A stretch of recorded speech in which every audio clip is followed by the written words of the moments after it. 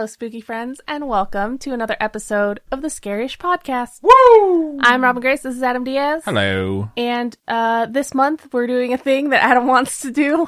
So, if you have never been with the show before, through January, it is a very special month for us because we do this thing called January Patreon Push.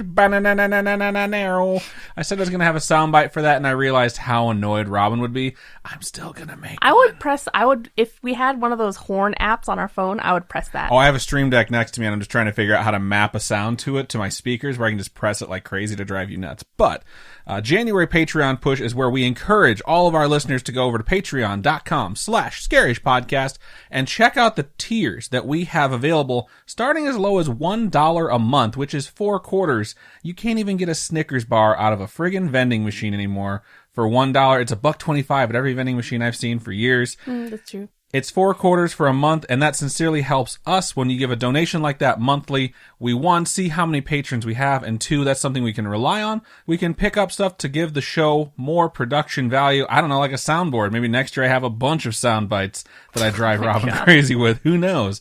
But it does sincerely help us with the cost of the show and to make things a lot easier on our end. We have, I believe, 75 patrons right now to start the month, which is pretty amazing. So we sincerely hope we can boost that number up during January Patreon Push. Our next goal is actually 150. So if we were to double the amount of patrons that we have, which isn't crazy, because, I mean, it's only $1 a month, but if we were to double the amount of patrons we have, when we hit that goal of 150, we are going to stay at and record an episode within the Stanley Hotel. What is that, 150? That's 150. Oh, yeah. Which would be super cool. So head on over to patreon.com/scarishpodcast. If you're like, you know what, Adam? I have more than 4 quarters that I'm willing to give you. Check out the other tiers. We have a $3 tier. I think we have a $10 tier. And on the $10 tier is where you start getting access to merchandise that Robin sends out. It's supposed to be, I think, once a quarter, and she definitely sends stuff out more frequently than that. And that's where you get things like the keychains, which she designs personally. We post a lot of the designs and things like that. So just go ahead and check out the tiers that we have. If you are interested, it sincerely helps us out. So yeah, the return of January Patreon Push. Very, very excited for that. Nice. So in addition to that, we have one announcement. So as we've said, this is not our full-time gig. We have lives outside of the podcast that take up a lot of time. And Robin goes to school and goes to work. So her schedule has changed, and this has happened a couple times in the past as well. For folks who like to watch us record the Storytime episodes live, it has been Tuesdays, 6:30 p.m. Pacific time for the last, I think, year, maybe. At least 6 months for sure. Before that, it was Wednesday. And we're actually going to be moving back to Wednesdays to accommodate Robin's school schedule because it literally just doesn't work for Tuesdays or Thursdays. So Wednesday is the day. So starting on January 20th, Wednesday, January 20th, we'll be doing the story times on Wednesday again. So this week is Tuesday, next week is Tuesday, the following week, the 20th, will take the place of the normal story time day. So yeah. And if you folks have any stories that you want to send us, and like homegrown horrors and things like that you want to have read on the podcast, please email them to us at storytime@scaryish.com or Facebook, Twitter, Instagram, all that fun stuff. Because we want to hear any weird, creepy things that have happened to you or nice spiritual things that have happened to you. Stories from yourself, your friends, your parents, your grandparents, whoever. Whatever the case may be, we would like to hear it if you would like to share it. So yeah, maybe some true crime. That'd be cool too. True crime is really fun. So definitely send those our way. All right. That's January Patreon Push. That's the Storytime announcement. Fun stuff. Tonight we're going to be covering 2. I think mine's fun and exciting. I'm not sure how yours goes, but I think they're going to be interesting to say the least. So, Robin, what are you going to be covering this week? I'm gonna be doing Doppelgängers. Doppelgängers, cool. I know that we did. Which was the one you did really early on? By location. Where you saw someone in 2 places at once. Right on. This is going to be exciting. I'm going to be covering the Popper Poltergeist, or Popper the Poltergeist. So it's a Poppergeist? A Poppergeist. There you go. It's going to be a fun time, but I believe you're starting, so take it away. All right, so this week I am going to be covering the topic of doppelgangers, and these entities have been mentioned or joked about or just, portrayed in movies and TV and things like that. I know, like Vampire Diaries, like doppelgangers are a huge deal in that whole Vampire Diaries universe. I feel like the show that had the most significant doppelgangers that I've seen is How I Met Your Mother. Oh, the 5? The 5 doppelgangers were the key to them having a kid, right? That's what it was. Think so. At 5 yeah. is when they'd start to have the kids. Yeah, so do you even remember what they were? I mean, no, not at all. Okay. Mexican wrestler Ted, I think, was one. Was there a professional wrestler Ted? And then stripper Lily. And then the doctor was Barney. Yeah, that's Barney for was sure. The doctor.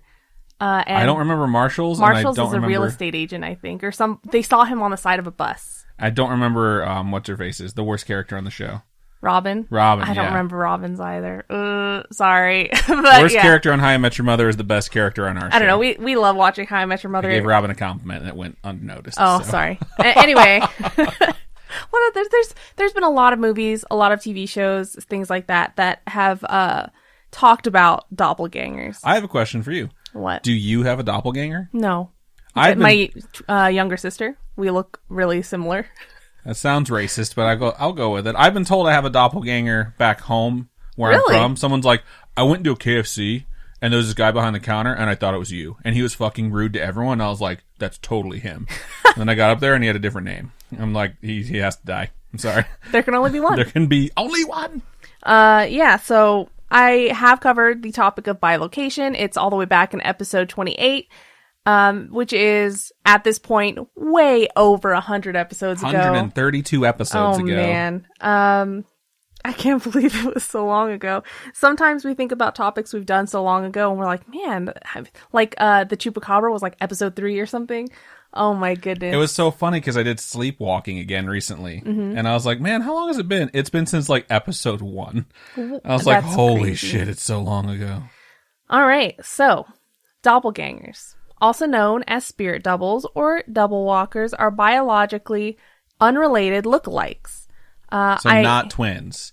I think a lot of people are like, oh, doppelgangers exist, they're twins. It's like, no. Not biologically related. Yeah. But identical in some way. I know there was something in the past few years where these twins that were separated at birth were on, one was like in Sweden or something, and then one was in the US, and they somehow like saw each other because one was like a YouTube actor or something like that. Doppelgangers are not that. That is not what a doppelganger is. Those are just twins that were separated at birth. Doppelgangers, I know we all hope to be one of a kind. We all hope to be super special, one of a kind, but who knows if there's somebody out there that looks exactly like you. When I was a kid, they used to use the phrase, and I mean, this is probably just a regional thing, but they'd be like, you're 1 in a million. And then the older I got, I'm like, there's 7 billion people. That means there's 7,000 people who look exactly like me. Because there's 1,000 millions within 1 billion. That's funny.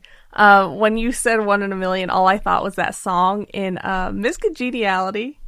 Do you remember it? Oh, the one he sings at the end of the movie? Is it? No. That's, I can't It's like remember. the one, you're 1 in a million. Oh, yeah, the intro song to the pageant. Yeah. Anyway, that's not...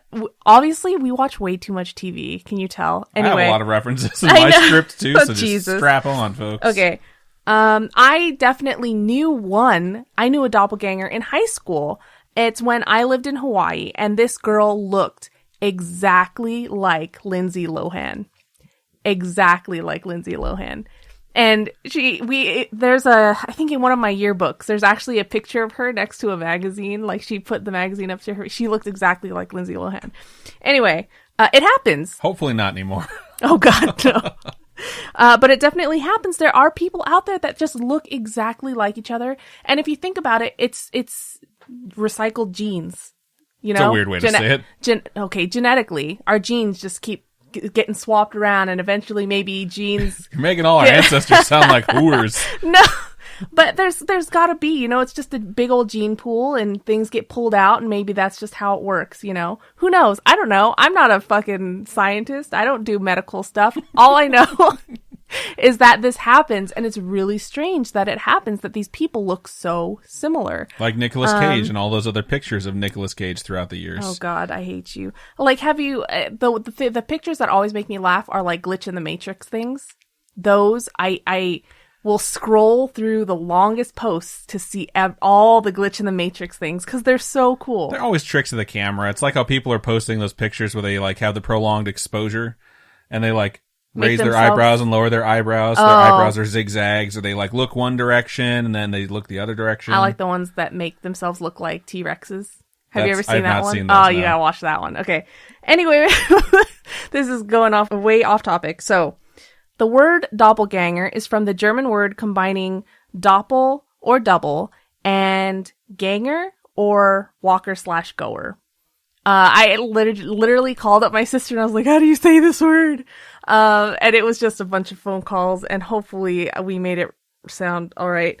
But in many historical legends and stories, a doppelganger is something like an evil twin, which is funny because we just talked about how they're not twins. They're evil twins. What are the twins in freaking Friends? Joe, don't watch it. Don't know. God, okay. Even more, meeting or seeing this entity or this evil twin was considered a bad omen. Even signs of impending death, which is pretty intense, I think. These alter egos have appeared in folklore and myths in numerous cultures throughout history. And it's so funny that now, when we think of doppelgangers, it doesn't have necessarily that negative connotation to it that it did way back in the day. And I find that so interesting that these things just change over time. And maybe we run into our doppelgangers and bad things happen to us, and because we don't believe in it anymore, we never really notice. Or they're trying to replace you and take your life. So they're like, yeah, I just need to get rid of them. And then once I get rid of them, I can slide right in. What's that? Pod people? Sure. I don't know what that is. Isn't it a movie? Aren't we pod people? We have a podcast. God, I hate you. Okay. Anyway, ancient Egyptians believed in what is called a ka. And a ka was a tangible spirit double born with every person that's said to have the same memories and feelings as their counterpart. And once they are near each other, they're a ka. I thought that was a funny joke. It was really bad. You should see the look I just got. Supposedly, the ka lived within the body and needed that body after death, which is why they mummified their dead. So if the body decomposed, this double would die, and then that particular individual would lose their chance at an eternal life. That's super interesting. Yeah, I found that really interesting. Seriously, I've never heard a lot of these beliefs before, and I thought it was really interesting and really cool, because I've always wondered why they mummify bodies. You know, it's pretty cool, pretty cool science. I know there's other reasons as well, but the fact that that's one of them is amazing. It's pretty cool. How many times can I say pretty cool? Someone put a counter. Anyway, there is a myth or story called the Greek Princess, and what this story is the Trojan War from Egypt's point of view, which I was like, were they what? involved, or were they just like, Greeks and Trojans are fighting again? So it's kind of like how we rewrite stories all the time. Or like, you know, how people, like the stupid movie I just watched, Sense and Sensibility with SCENTS. Oh, God. Hate you, Hallmark, so much. So in this story, a ka of Helen was used to mislead Paris of Troy, helping start the war. And I thought that was really interesting because it's not actually her that's doing all these things. But then the other Helen would be like, what the fuck? Like, where would she go at that point? Because she's the most wanted woman at that juncture in time where they're like, bring her back here. Who knows? I never read the book. Anyway, or the story. I don't know. It's an actual event. Like, I've never read anything about it. I have no clue what happened. Haven't you seen Troy? All I know, no. You've never seen Troy? Nope. All I know is people like Brad Pitt's butt. It's a good butt. I know the Trojan horse. So you know what the Trojan horse is all about then? Or you just know it as condoms? That's such a weird thing. Like, just a quick side note. Trojan horse is something where they offered it as a gift. It was filled with people. They brought it into the city, and then they escaped from the Trojan horse and opened the gates and let the army in. Okay. It's really fucked up to name condoms after that, because it's like, are you telling us that, like, that they're gonna break? They're gonna release all the men inside? Because that's not what I'm going for if I'm wearing a condom. I knew you were gonna go there. Oh, God. Okay. Anyway, the original German entity referred to a wraith or an apparition that cast no shadows and was a replica or clone or double of a living being. In a book by Otto Tank titled The Double, which was full of German folklore, it speaks of a person who, quote, casts no shadow on the wall of a room by lamplight or whose shadow is headless, end quote. And so if this happens to a person, that person would die within the year.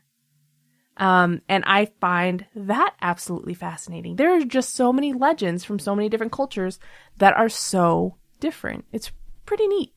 Some accounts of these evil twins portray them as entities who try to give advice to the person who they shadow. And this advice, however, is not necessarily a good thing. It's not like, you should make this financial decision. It'll help you in the future. It's more... Ignore those red flags. Date that guy. Yeah, it's definitely more ultimately misleading or of malicious intent because evil twins.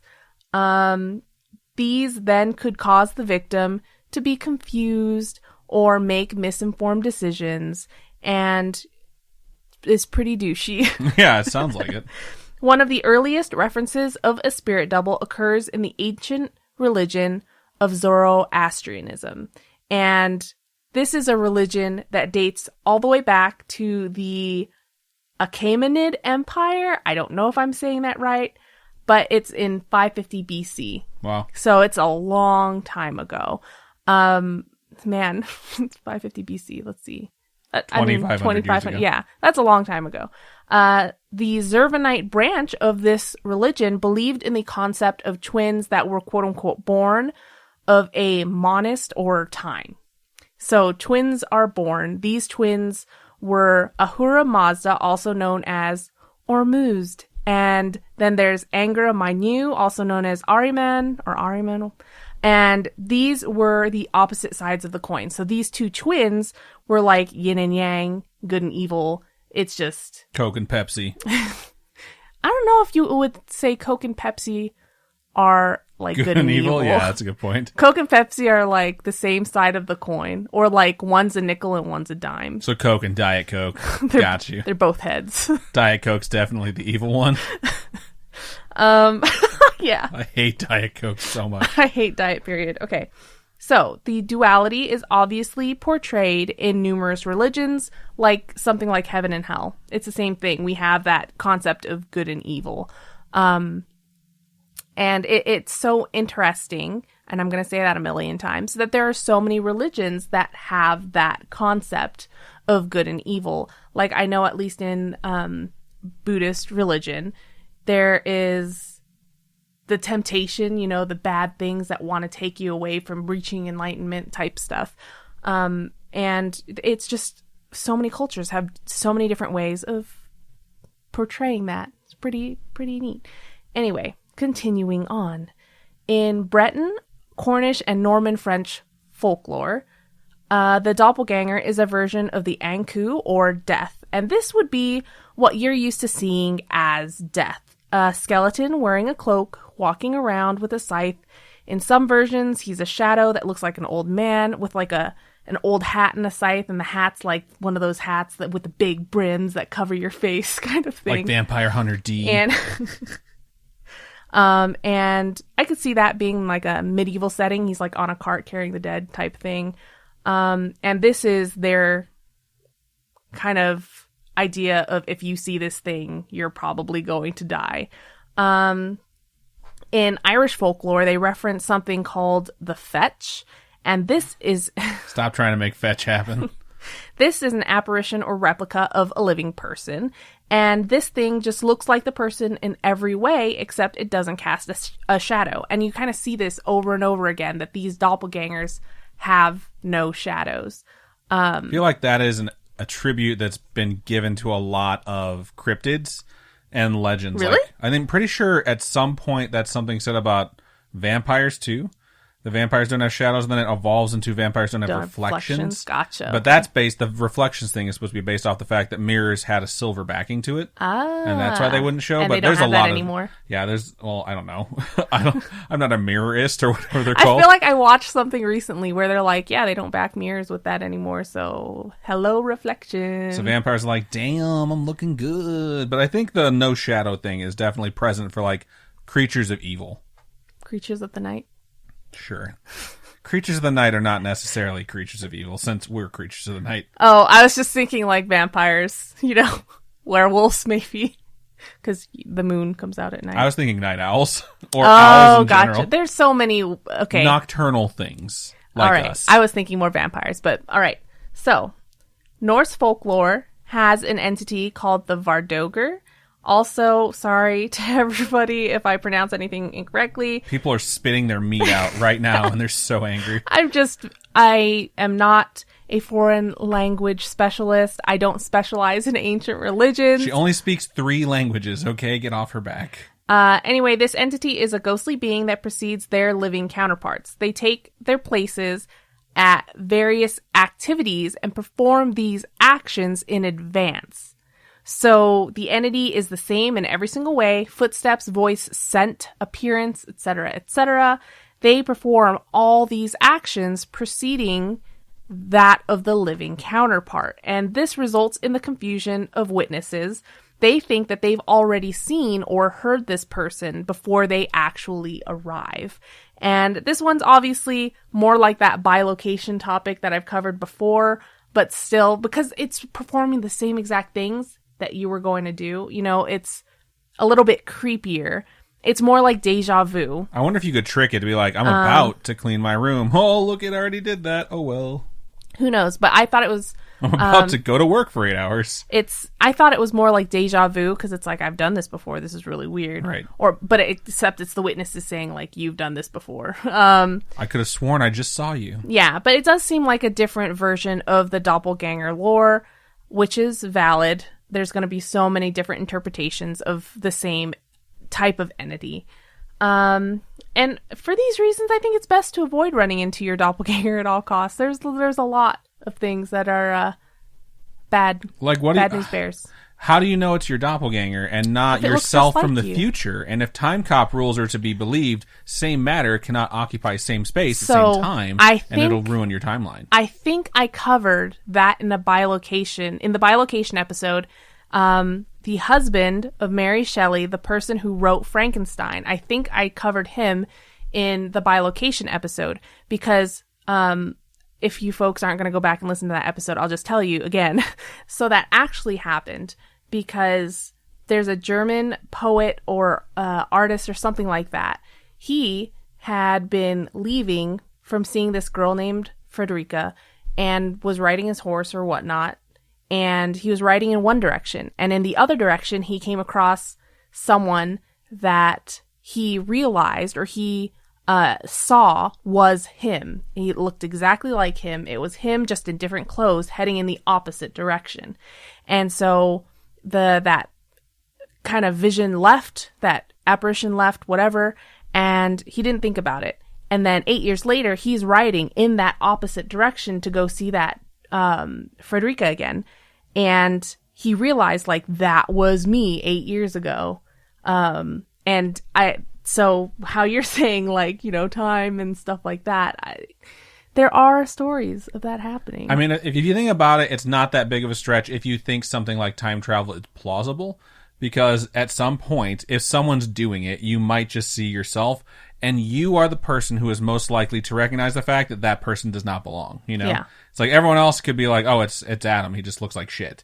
I imagine it's like me from the future coming back like, God damn, his face looks like a worn catcher's mitt. But, like, I would see myself and be like, that looks like me. Why am I there? That's terrifying. Yeah. So I would imagine that you'd develop all sorts of different things around that. But I don't know. I'm just wildly speculating here, so I'm having fun with this one. Cool. There is a story about Abraham Lincoln in the White House. So in a book by Noah Brooks titled Washington in Lincoln's Time, he wrote that it was written in 1865 or something. But he wrote that soon after Lincoln's election in 1860, he arrived home one day and looked into a bureau mirror. And those are those huge mirrors that you see on top of dressers usually. And in this mirror, Lincoln saw himself reflected twice. According to this book, Lincoln said, quote, "Nearly at full length, but my face had two separate and distinct images, a little paler, say 5 shades, than the other." End quote. So Lincoln noted that they were nearly identical in every single way, except for the fact that it was much paler than he was. Mary Todd Lincoln, his wife, who was a spiritualist and believed in seances and things like that, was extremely worried about this. She believed that the pale half of the double image was a bad omen. As he was assassinated, I would say that she was right, and that's just absolutely terrifying that he saw something like that, and it's recorded that he saw something like that, told his wife about that, and that it's written in this book that he saw this, and then he was assassinated, you know? Then there is the story of Percy Bysshe Shelley. Probably pronounced his middle name wrong, sorry. He's not alive to Can you spell offended. Bysshe. Bysshe. I'd say Percy Bysshe Shelley. So the husband to Mary Shelley, the author of Frankenstein, seemed to have lived kind of a horror story of his own. Percy drowned in a sailing accident in 1812. Shortly before this, he had actually confessed to Mary that he had met his doppelganger many times. That's fucked up. And during these meetings, there was one that really stood out. He had walked out onto a terrace where he was greeted by his doppelganger, and this doppelganger said to him, quote, "How long do you mean to be content?" End quote. Which is such a creepy question to ask. Like, how long do you expect to be happy? You know, like, what the F? Fuck off. You know, like... As long as I fucking want. Dust your shoulder, walk away. Even more strange, Percy's doppelganger was witnessed by their close friend, Jane Williams, who claims to have seen him passing by her window into a dead end and never returning the way he came. And Percy was nowhere in the vicinity at the time. I don't know if I covered him in the bilocation episode 2. I don't think so. No? I may have. If I did, I'm sorry. But I thought that it was really interesting that he ran into his doppelganger so many times and then ended up drowning, because it's just like bad omen. And they talked. Like, that's nuts. Maybe it was his long lost twin. Like, even if it's a time travel thing, you just don't do that. It's just breaking so many rules. There's a legend also about Elizabeth I. There was an instance when she entered her bedroom and found her doppelganger lying on her bed. This one was pale and looked really sickly. She, herself, fell ill soon after and died in that very bed. So it's like, are you really seeing your doppelganger, or are you just seeing a vision of yourself? You know what I mean? The future? Yeah. Who knows? It could be anything, you know? And or maybe these people are all fucking liars. It's hard to tell. It's absolutely fascinating to me. And these people, how could they be liars if they're dead? I mean... Yeah, because dead people don't lie. Dead men tell no lies. You know that saying. Yeah. I don't know. Anyway, it doesn't matter. Fuck, I'm tired. Who knows? An odd thing that I came across is that the belief in doppelgangers is a result of injury or stimulation to certain parts of the brain that affects spatial reasoning. I was like, who thought of that idea? That the reason why people believe in doppelgangers is because there's some injury to their brain. I was just mind blown by that. I saw this study at one of the universities in the United States where they're trying to simulate the God effect, or someone feeling like there's an angel nearby.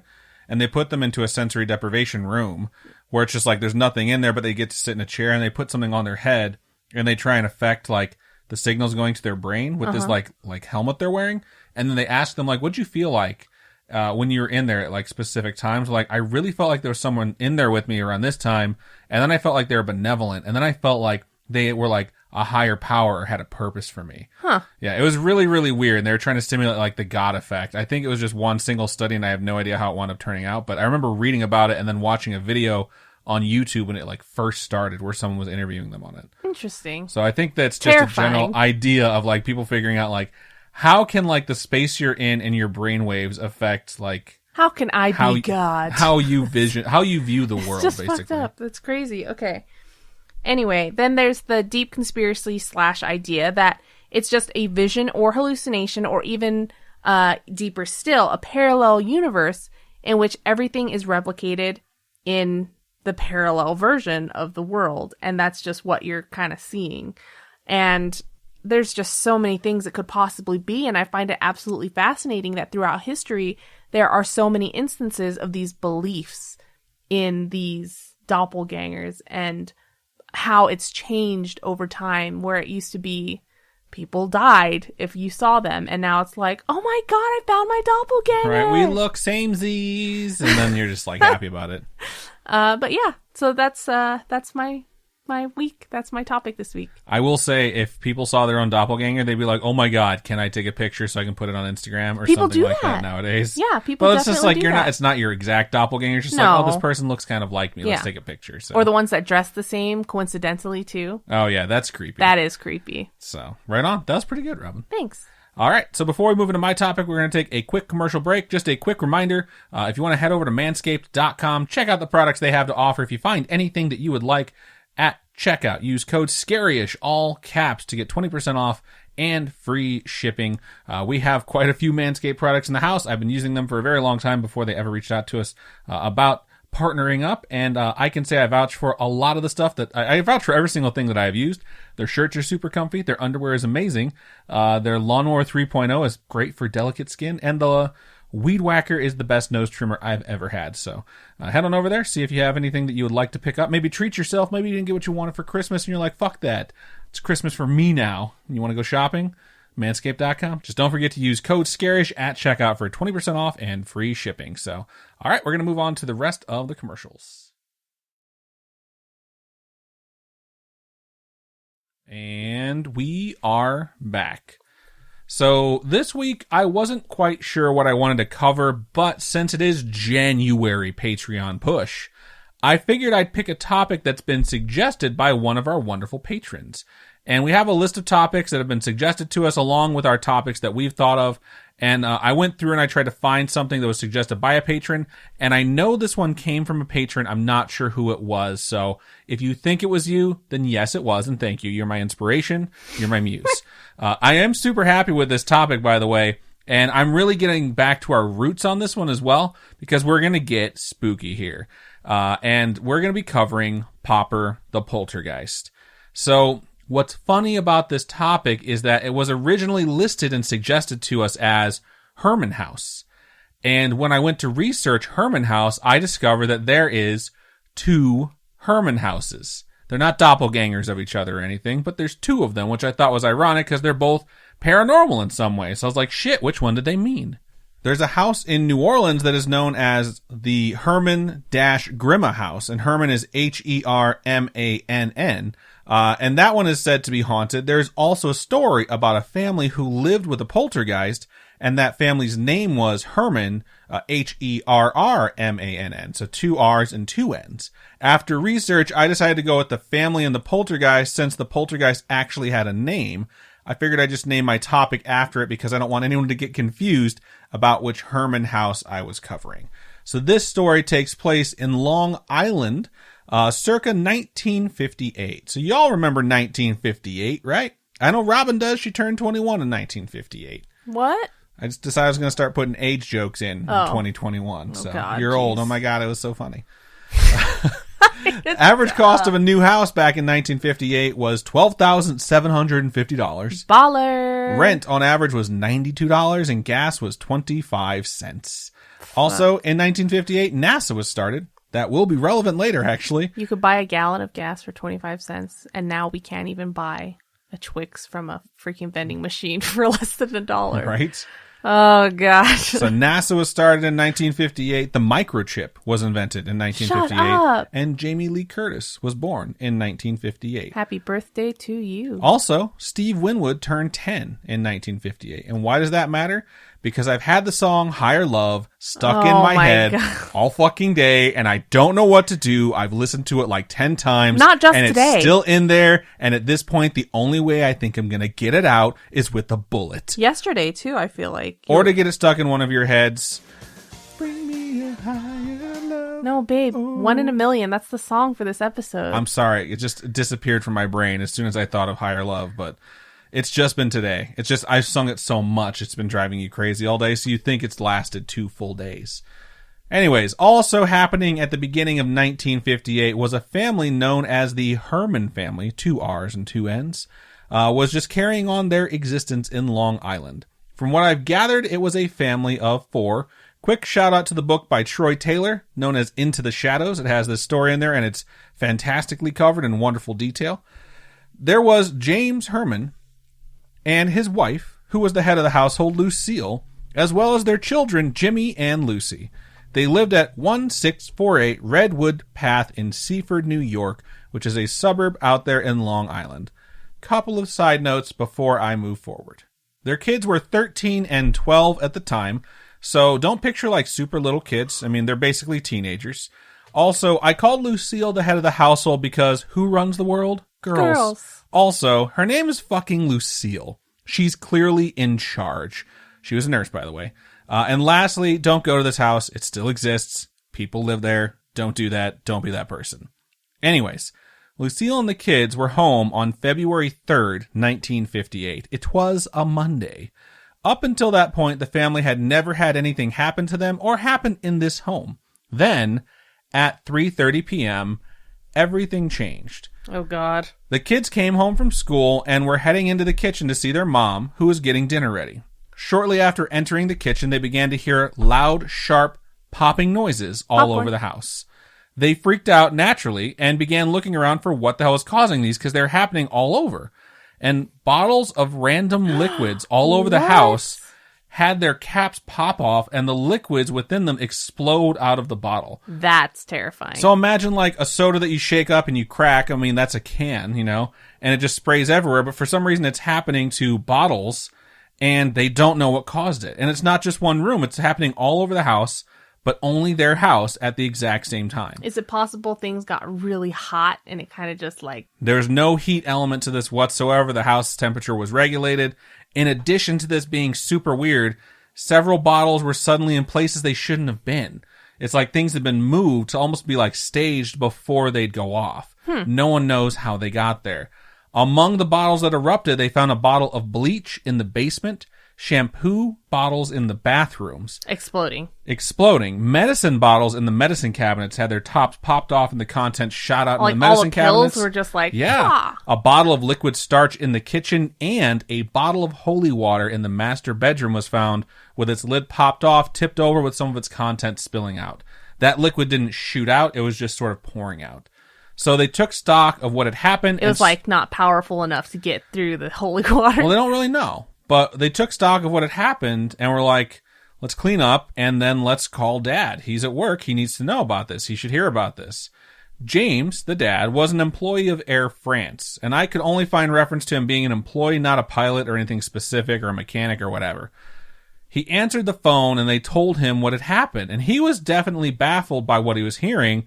And I'd like to imagine that he told Lucy she had some splaining to do. Oh, God. I mean, I Love Lucy just went off the air 9 months prior to this, and it was one of the most popular TV shows at that time. So that had to be something he had said to his wife at some point. And I feel like I read somewhere or watched a video somewhere that he had never actually said that in the show ever. It was the Mandela Effect episode that covered. Yeah. I think he says it once, actually, the entire time. Other than that, he has like references to it, but he never says like the full phrase. Oh, okay. I'm fairly certain though, Lucille, the head of the household, would fucking murder him if he said that to her, so he probably actively avoided saying that.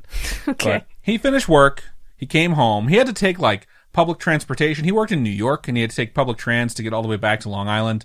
So he had plenty of time to think about what he had been told. So he came home with some preconceived notions of what could have caused this and joined the investigation with the family. He figured it must have been some sort of a chemical reaction, and they were all probably similar bottles in a similar location. He got home, and he found the shampoo bottle and holy water and these bottles that are like chemicals, some with hard plastic screw top lids that had not been opened yet, that just ruptured, some with metal lids. In various cases, the lids were all very different, and they should not have ruptured. And they eventually just diagnosed this with the official designation of, quote, fucking weird. Obviously, that's not a quote. God, so Tuesday and Wednesday go by without incident. So the family is just thinking it's one of those completely unexplainable, but luckily isolated incidents. And then Thursday hits. The kids come home from school again. It's almost the same time. They go into the kitchen and they began to hear sharp, loud popping noises all over the house again. So understandably, they're a little freaked out. The phenomenon lasts a short amount of time and stops, and they again take stock of what has happened. The bottles that popped this time include nail polish, Wow. Screwed on nail polish, rubbing alcohol, bleach, detergent, starch, and the same holy water bottle again on Lucy's dresser has had its lid popped off and tipped over and is slowly emptying. Holy cow. They clean up. They're a little weirded out, but they're trying to figure out what the hell is happening, what's causing it. And again, the dad is skeptical, but they can't figure out what's happening. So Friday hits, right? The same shit happens again. At this point, James starts thinking someone has to be doing this. Someone's playing a prank. And he decides that his son, Jimmy, may be the culprit. Okay. I would now like to pause to let you know, in case you didn't notice the first time, or this time when I reference the name, that yes, the parents, James and Lucille, named their children James and Lucille. Oh, wow. But they called the kids Jimmy and Lucy. Okay. I don't know why. I don't know why you would do that to your kids, but I'm pretty sure that is actually what's to blame for this haunting in the end. So James decides, I'm going to watch Jimmy like a hawk all fucking weekend because I'm off, because that kid is up to no good, and I'm going to catch him in the act. And he is convinced his son is doing something because his son has an interest in science that's causing these things to happen, despite the fact that it would be very difficult to coordinate all of these different things at the exact same time, considering they're all different liquids. So Saturday comes, and James wakes up super early to make sure that he can track Jimmy all day. And surprise, surprise, there's no eruptions. So he's like, I got this little bastard. At least I think he's mine. But yeah, that's probably not something he thought. Sunday hits. Rude. And James tracks Jimmy again as he gets up. And he's probably thinking to himself, this kid is not going to pull this off with me home. He couldn't do it yesterday. He's not going to do it today. This shit might fly with mom, but not with dad. And at that moment, he hears popping sounds all over the house. So he's like, what the hell just happened? It's the first time he's been home when this has happened. And it shocks him, as he was so sure this was his son's fault. And he walks around the house to find starch, turpentine, and holy water containers with the caps popped off and the contents either exploded or tipped over and emptying, in the case of the holy water again. There must be a lot of holy water. I was going to say that in this it's thing. like never ending. So at this point, I think they are 100% devout Catholics, so it wouldn't shock me if they went and got more holy water when this was happening, because it was freaking them out. So at this point, he did what any rational person would do. He went into the bathroom where Jimmy was brushing his teeth because he had just got up, and he yelled at him, blaming him for it. And despite later admitting he had watched him and knew it could not have been him, he still blames his kid in this moment. So, parents, am I right? They just don't understand. So Jimmy swears it was not him. And while they're arguing in this bathroom, a bottle of medicine that's on the countertop starts to move, ending the argument. And they stare baffled as the bottle picks up speed, slides across the countertop, and slowly falls into the sink. I just am imagining something from the Poltergeist here. Oddly enough, this event, this entire thing that happens to this family, is the inspiration for the movie Poltergeist. Oh my gosh. 100%. I was going to save that till the end, but you pegged it. So they look at each other with a what the fuck look, and at that moment, a bottle of shampoo shoots off the counter and hits the floor. At this point, James tells Jimmy, get the fuck out of the bathroom, because he's angry and he's convinced that this is a prank, and he starts searching for anything that could have been used to pull the bottles, like wires or strings. And after an official inspection by James, the label of fucking weird comes back for the phenomenon, because he doesn't know what the hell's happening. But after that, taking everything into account and admitting it's not Jimmy, he doesn't know what's happening, he calls the cops. He doesn't know what to do. It's not okay with him that this is happening in his home. He calls the cops. And the police officer who he speaks to originally does not believe him and accuses him of a hoax, which is just so ironic since he blamed Jimmy and he wouldn't believe his own kid. But eventually, he talks to this cop, and his demeanor on the phone is so sincere, the cop believes him, and they decide that they're going to have a detective come to their home to investigate. I would now like to point out that my home was once broken into, and no detective was ever assigned to the fucking case. They basically just told me it's something that happens in my area because it's not a great area. And this fucking guy calls the cops and says, I got ghosts. And the cops are like, stop lying. And he's like, I'm not lying. And they're like, all right, we'll send a detective. Like, must be fucking nice. Like, I still don't know where my Xbox 360 or my window air conditioner are. And this dude gets a detective. Kind of pissed me off. They send an officer out who's in the neighborhood to get a feel for the place before they decide to send the detective over. So the officer comes in, looks around, they tell him what's happened, and he checks the bathroom. He claims that when he was in the bathroom, this is part of his official fucking report, When he's in the bathroom, several more bottles pop their tops and have their contents come out. Once you pop, the fun don't stop. I hate you so much. And the caps seem to have been fired in his direction. Ooh. Like it was almost intentional. So he told the dispatcher, like, yeah, they need help. And a detective, Joseph Tozzi, Tozzi, winds That's up a cool being name. designated as the Ghostbuster on this case. He reads the officer who visited the scene's account, and he starts thinking about what could possibly have done this. Tozzi was convinced that what was happening had to be explainable in some way. Either it was something unexplained causing it to happen, or they had somehow figured out how to create this hoax. He was really leaning towards there has to be some sort of unexplainable phenomenon based off of what the dispatcher and the officer who went to the scene said about the family's genuine demeanor. They sincerely seemed scared and upset about what was happening, and it didn't seem like they wanted the attention. Okay. It was also around this time that folks around town started to hear about what was happening, and the word began to spread that there was a haunting going on. So this whole thing started on February 3rd, which was a Monday. By the next Tuesday, February 11th, which is the following week, obviously, the detective was staying in the family's home to see what the hell was happening and see if he could determine what the source was. While he was there, bottles popped off with no apparent explanation, so he got to witness the phenomenon himself. Is that the only thing happening? Just wait. Okay. It said that the most frequent bottle to be disrupted was the holy water. Almost every single incident revolved around the holy water, including some incidents where it was just the holy water. They were so on edge at this point that when they heard the disturbance happen, James dashed to the bedroom and found the holy water on the floor. And when he and the detective picked up the bottle, they noted that it was unnaturally warm. Wow. They don't know why it was warm. It just was. The devil heated it up. I hate you. The same day, a cousin was visiting to spend time with Jimmy and Lucy, the kids. The cousin, despite being a cousin, was middle-aged, which Robin and I discussed today. So if you're young, then you're okay. 10, 20, I think 30. I'm middle-aged. You think you're middle-aged because you're dumb. So here's what I'm saying. I mean... Okay, so here's what I've always said. So in your 20s, everyone's like, oh my God, I'm in my late 20s, and they're like 22. It's like, shut up. You're not in your late 20s. No one says late 20s at 22. I've heard people say that. So if you're 20, you're 20. Okay? If you're 21, 22, or 23... You're young still. It's early 20s.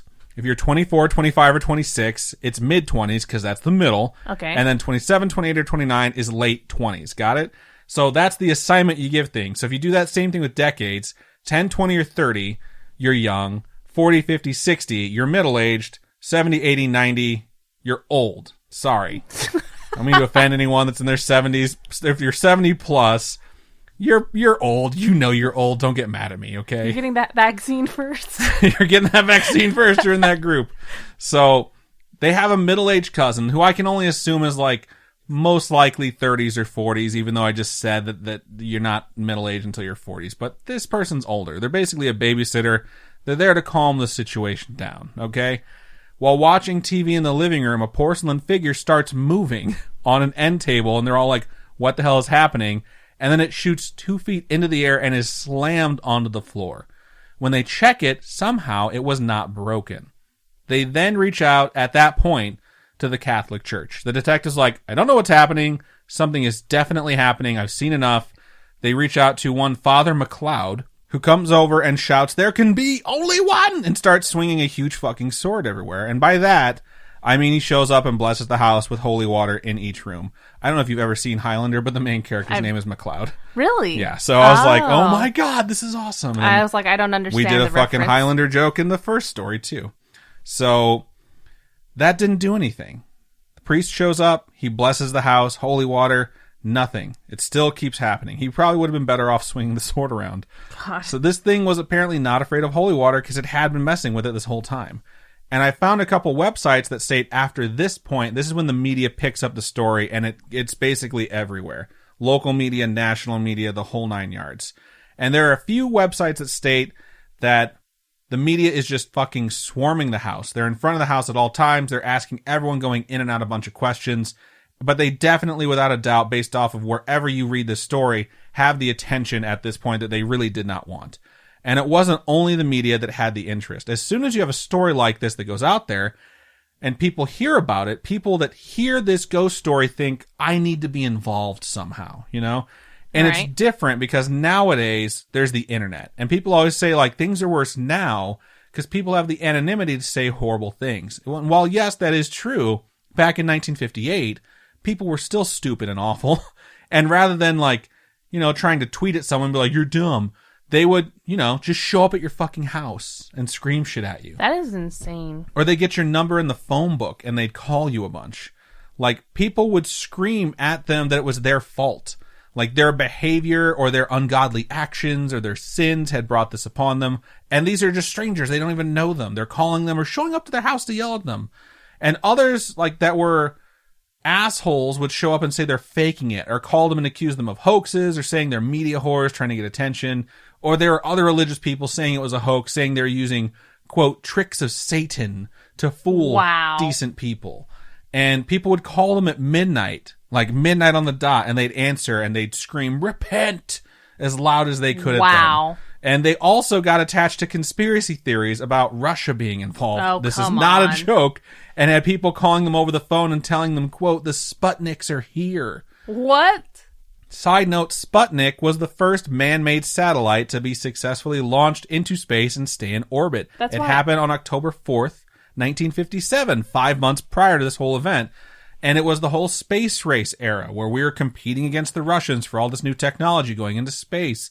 And it was put up there. Sputnik was put up there by Russians. So our rival in so much had beaten us to the punch. And it directly contributed to the united effort of the U.S. coming together and saying, if we're going to go to space, we need to do it in like one organized group of people, which became known as NASA, which was formed in 1958. Shut up. So I told you it would come back around. So people weren't all bad. You know what else comes back around? What? The sun. Or no, we go around the sun.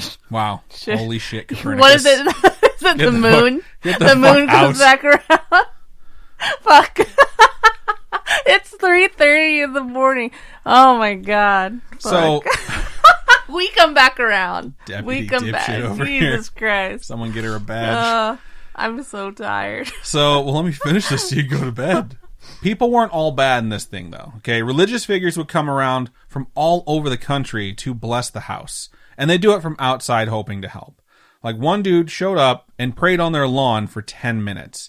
And then he stood up and yelled out, everything is all right. You have been forgiven. And then left. What? And, like, I don't think they were feeling any sort of relief when stuff like that was happening, but they're probably like, thank God he's off our fucking lawn. But none of it worked. They began to study the obscure things that might be causing all this to happen. A physicist came by from one of the local universities and used dowsing rods, and that led him to believe that there were underground streams that were causing a, quote, freak magnetic field that might be somehow contributing to the phenomenon. But they're plastic caps. Yeah, and that's the thing. They're like, that doesn't make any sense. They still had a geological survey conducted on the land, and they're like, there's no underground streams, there's no magnetic field here, that's not happening. And whatever was happening, every time they studied stuff, it seemed to antagonize the poltergeist, which was now officially known as Popper. He wasn't just popping tops anymore, he had stepped it up a notch. The detective and Jimmy, the child, or the teenager, whatever, were heading down into the basement when a statue of a horse was flung across the basement and struck the detective, taking his legs out from under him while he was on the stairs. Wow. The statue weighed almost 100 pounds. Why do Throwing it like that would be impossible for a human. So he's just like, I have no idea what's happening. Yeah, no shit, man. He knew there was something wrong now. This wasn't just weird. There was something wrong. But he was dedicated to exhausting the possibilities of what could naturally be happening here. So Detective Tazi reached out to the Air Force at this point and obtained the flight patterns of all planes overhead to see if sonic booms from jets could be causing this. And that was a dead end. That wasn't the case. There was nothing going overhead. They already knew that. No one was hearing a boom.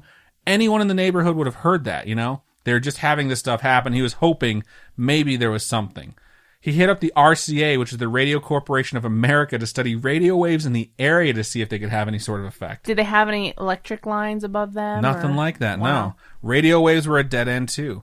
They studied the vibrations in the ground. They had a local university come out and place devices for measurement in the basement to see if there was shaking going on. Wow. There was nothing there. They had the house inspected, and it was declared structurally sound. The fire department came and checked the water level, stable for the last 5 years. It's that old saying, if you eliminate the impossible, whatever remains, however improbable, must be the solution. That's me quoting Spock, who was inaccurately quoting Sherlock Holmes. Detective Tazi... Are you serious? Yeah. Oh, God, okay. Detective Tazi then looked for people who had the same thing happen to them. He's like, maybe I don't know what's happening, but if I can find someone else it happened to and they have a solution, we can implement it and then work backwards. He found a woman named Helen Conley from a different part of the country who reached out and stated she had similar activity that was limited to her living room, but determined that it was happening from drafts coming through her fireplace when she wasn't in there. That was what was causing things to blow up, because the draft came into her fireplace, into the living room, and shot back up in the air and was lifting items that were not basically nailed down. Would it make them explode, though? No, that's the thing. She had put a turbine into her fireplace to prevent this from happening, and it stopped. So the family heard this and thought this must be the solution and immediately had one installed. They said almost immediately after this thing was installed in their fireplace, another porcelain figurine flew across the room and smashed into a desk, being destroyed this time. Wow. This is 2.5 weeks in now. So this is around 17 days. Figurines are getting smashed. Someone's ink pot in the living room floated. The top popped off. And then the ink pot wasn't thrown. It was like shaken, like someone had it in their hand. So the ink was everywhere. So the ink went all over the wall. A bowl of sugar in the kitchen was thrown around. The Hermans were like, we need a night off. So they left the house and they went and stayed somewhere else. Detective Tazi stayed in the house alone. And after they left... You brave, brave soul. Nothing happened.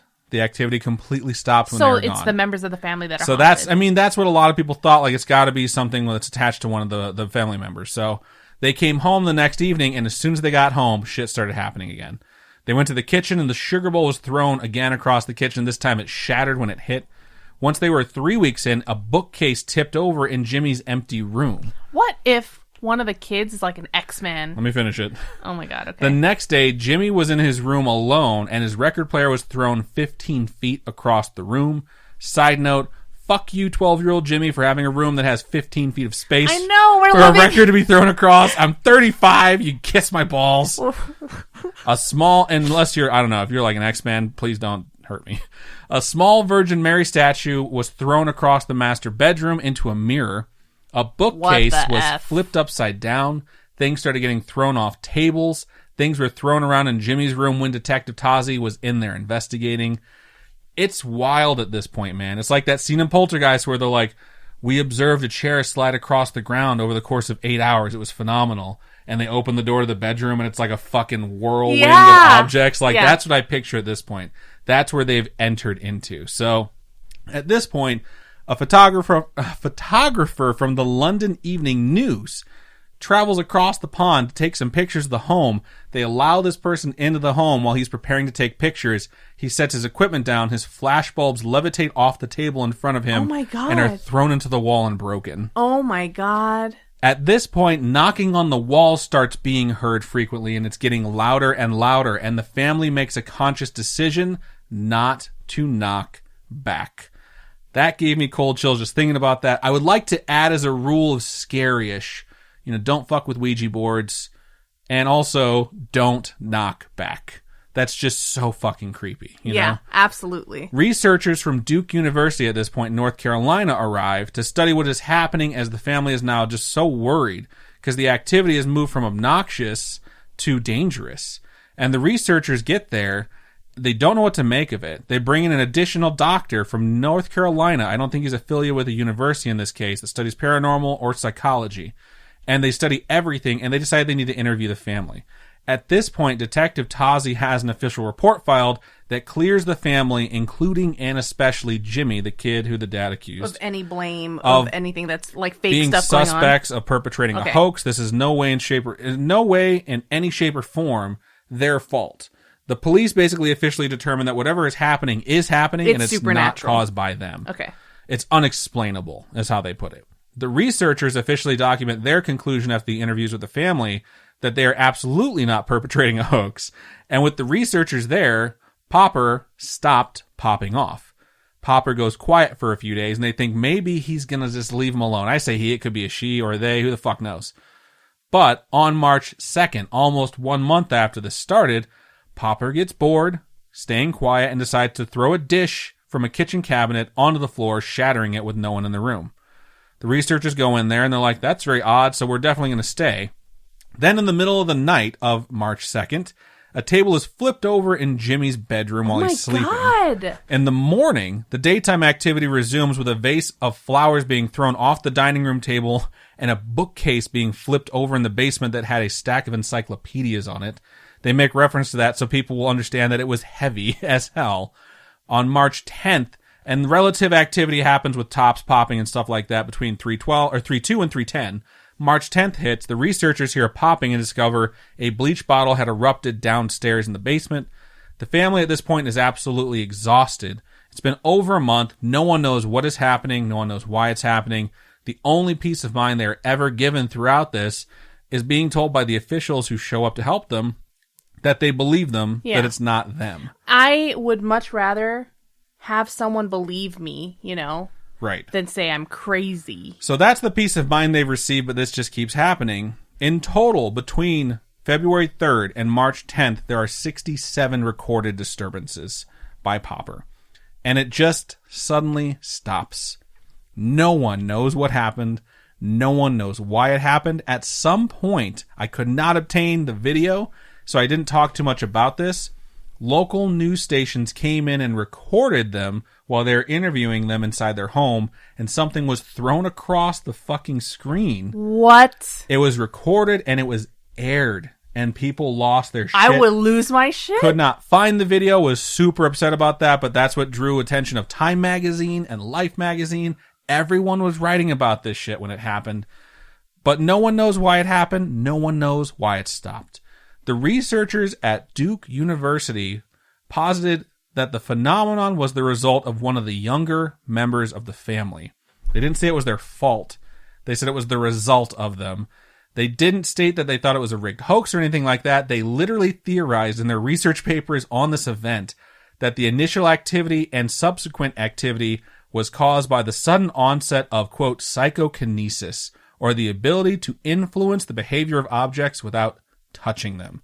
Basically, they're an X-Men, and they started having their powers activate, and they didn't know what was happening. And they couldn't control it, because they have no idea. They thought it was most likely Jimmy, because most of these things had occurred around him. In his room. Especially when his dad was confronting him in the bathroom. That incident was him under severe amounts of stress, being accused of something, and then the cops showed up, and being afraid that there was an officer there, and telling him what had happened caused it to happen again.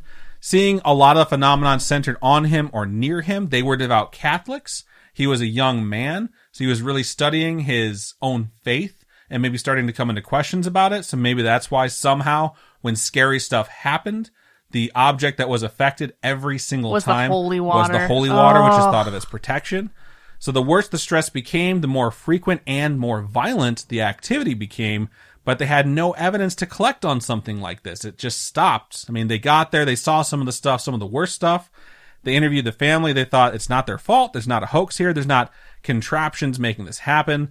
And that's the only theory that they had come up with, aside from the fact that it was some unexplainable natural phenomenon that no one has determined since 1958. It never came back. No one knows what happened. Everyone has a theory, but no one has an answer. The only place I can turn to for what might be considered the final word on Popper the Poltergeist is the head of the household, Lucille Hermann, 2 R's and 2 N's, who, once everything had settled, was interviewed by the Associated Press and stated, quote, "I don't think there is a definite solution. It was just one of those things with no rhyme or reason to it. But there was a definite physical force behind it," end quote. My theory? I think one of those childs had powers. I wrote that before Robin ever said the X-Man thing. That's on my script. So we're definitely high five, same mindset. Like, I think they didn't realize it at first. At some point they realized that they were causing this to happen, but didn't know how to control their power, so it kept getting worse. And then eventually figured out how to control it, or at the very least, keep it from just popping off on its own, you know? Yeah. Or it was the Russians. Like, who the fuck knows? It could have been the Russians. Sputnik was up there and everything. All I can hear is Elsa going, conceal, don't feel. Wow, I hate you. It should be noted that Jimmy's nickname after that was Popper, so who knows what happened. No, I'm fucking with you. They didn't change his nickname. His name was Jimmy. But who knows? So that, my spooky friends, is the story of Popper the Poltergeist. That's really cool that this was the actual inspiration behind Poltergeist. Yep. Because that's what I'm imagining what it must have looked like for that bottle of pills to just rattle off the counter, you know? It's just scary. Can you imagine you're hearing popping? Like, you heard the popping of the battery exploding. That was not just a pop, dude. That was like a fucking explosion. But I would say, like, turn that down by maybe half, but then hear it happen... all over the house? 15 times all over the house, then you find bottles just exploded everywhere. You'd be like, what the fuck is happening? And then for it to happen 67 times like that or worse... or a bookshelf to be flipped upside down. It's not just that they were tipped.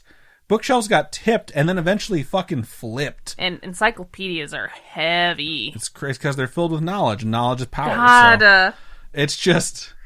it was fucking crazy, and I thought this was a fantastic topic. So whoever it was that did suggest it, we sincerely thank you. It's really good stuff, and we sincerely couldn't do the show without you. So we hope you enjoyed this particular episode. Yeah. And again... for any folks who appreciate the podcast and want to contribute, we would sincerely appreciate if you go over to patreon.com/Scaryish podcast. Last plug for January Patreon push. Sign up for as low as $1. It's ad-free episodes, so that's always great. And physical merch tiers, so keychain, stickers, things like that. And it's all packaged and mailed out by me, so it's really personal if you want to do that. She writes handwritten notes for like everyone, too. And if you... want to do one-time donations instead of monthly donations, you can go to ko-fi.com/Scaryish podcast. And all your donations really help us keep us going, upgrade our studio. Our mics have gotten so much better since we started, and I hope you folks notice how different they sound. Our live streams are much different now. We spend time every weekend now to kind of play video games with you folks and stuff like that. So, indeed. And if you have a story that you would like to share with us, it doesn't have to be about the topics that we've covered tonight. It could be anything. We would absolutely love to hear it. So you can email storytime@scaryish.com or go to our website, scaryish.com, and click on Contact Us. You can also go to any of our social medias. Facebook is facebook.com/Scaryish podcast. Twitter is @ScarishPod. And Instagram is @Scaryish podcast. We would love to hear from you. So if you have a story and you would like to share it, please reach out to us and let us know, hey, you can share this on the show, and we would be happy to read it on one of our Storytime episodes. But I think that's just about everything we have for episode 160 of Scaryish. So, Robin, go ahead and sign us out. Keep on creeping on, and we'll talk to you guys later. Bye-bye.